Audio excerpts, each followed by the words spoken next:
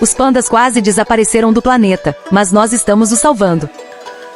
Os pandas gigantes, com seus característicos olhos negros e pelagem branca e preta, são talvez um dos símbolos mais poderosos da conservação da vida selvagem. No entanto, essa figura carismática já esteve à beira da extinção. A história de sua quase extinção e de sua recuperação é uma narrativa de resiliência, intervenção humana e esforço coletivo em prol da preservação ambiental. O início da quase extinção.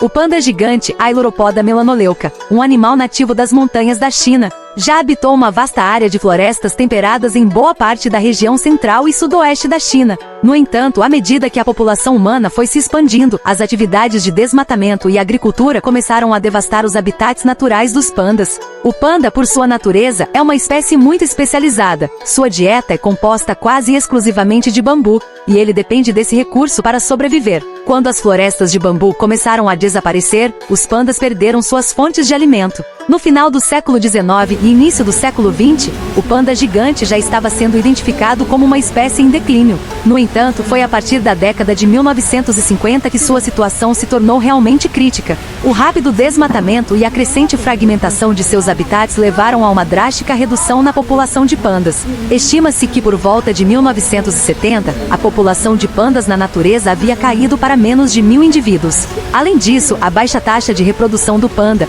que tem um ciclo reprodutivo relativamente curto e é conhecido por ser difícil de reproduzir em cativeiro, agravou ainda mais o cenário. O fato de viver em pequenos grupos isolados e em áreas de difícil acesso fez com que os pandas tivessem dificuldades para se encontrar e se reproduzir. Esses fatores contribuíram para o rápido declínio da espécie, que foi classificada como em perigo crítico pela União Internacional para a Conservação da Natureza, IUCN. O papel da conservação e os primeiros passos para a recuperação. Com o reconhecimento de que o panda estava à beira da extinção, a China iniciou uma série de esforços de conservação no final do século XX, inicialmente focando na proteção dos habitats naturais e na criação de reservas florestais. O governo chinês, com a ajuda de organizações internacionais e cientistas, começou a criar áreas de preservação específicas para os pandas, onde o bambu e outras plantas essenciais para sua alimentação pudessem crescer sem a ameaça do desmatamento. Além das reservas, um dos primeiros marcos na recuperação da espécie foi a criação de programas de reprodução em cativeiro.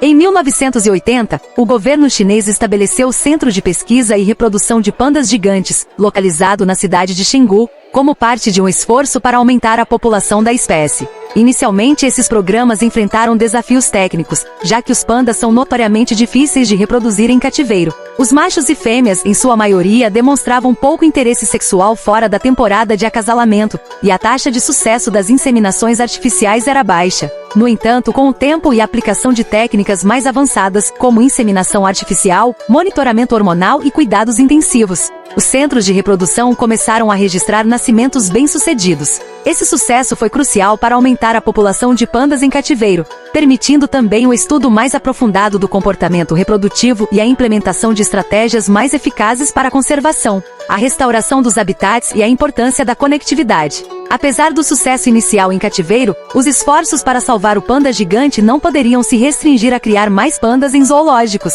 A conservação dos habitats naturais era igualmente essencial. A China então implementou um conjunto de políticas voltadas para a restauração ambiental, incluindo a criação de corredores ecológicos, que conectam diferentes áreas de habitat do panda, permitindo que eles possam se mover livremente e se reproduzir sem as limitações causadas pela fragmentação do ambiente. A construção de parques nacionais e a replantação de bambus em áreas degradadas foram algumas das ações mais eficazes nesse sentido. Além disso, a adoção de medidas legais para proteger as áreas florestais e proibir a caça ilegal ajudaram a mitigar as ameaças externas.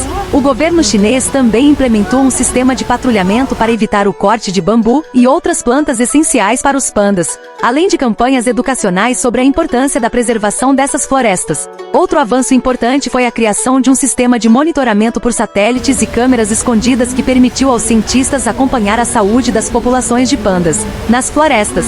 Essas tecnologias ajudaram a determinar onde as populações estavam se recuperando e onde ainda havia necessidade de intervenção. Também permitiram um melhor entendimento sobre os padrões de movimentação e os comportamentos dos pandas, fatores cruciais para o planejamento de novas ações de conservação. O papel das parcerias internacionais. O WWF, por exemplo, Ajudou a promover a criação de mais reservas naturais e contribuiu para a sensibilização global sobre a importância da conservação do panda gigante. Em 1999, a China iniciou o programa de diplomacia do panda, que envolvia o empréstimo de pandas para zoológicos de outros países, criando uma rede internacional de apoio à conservação. Esses empréstimos não eram simples gestos diplomáticos, mas uma forma de engajar o mundo inteiro na causa de salvar o panda gigante. Com o tempo, os zoológicos internacionais passaram a colaborar mais estreitamente com os centros de reprodução chineses, realizando pesquisas conjuntas e trocando experiências sobre como melhorar as taxas de sucesso de reprodução, a recuperação e a atual situação. Hoje, a situação do panda gigante é bem diferente do que era nas décadas passadas. Graças aos esforços de conservação, a população de pandas na natureza tem mostrado sinais de recuperação. Em 2016, a IUCN reclassificou o panda gigante de em perigo crítico para vulnerável, um marco significativo que reflete o sucesso das iniciativas de preservação. A população de pandas selvagens ultrapassa os 1.800 indivíduos, e os centros de reprodução em cativeiro abrigam mais de 300 pandas. Esse sucesso é, em grande parte, um testemunho do poder da colaboração entre governos, cientistas, organizações internacionais e a comunidade global. A recuperação do panda gigante é um exemplo inspirador de como a intervenção humana, quando realizada com base em conhecimento científico e compromisso com a preservação, pode fazer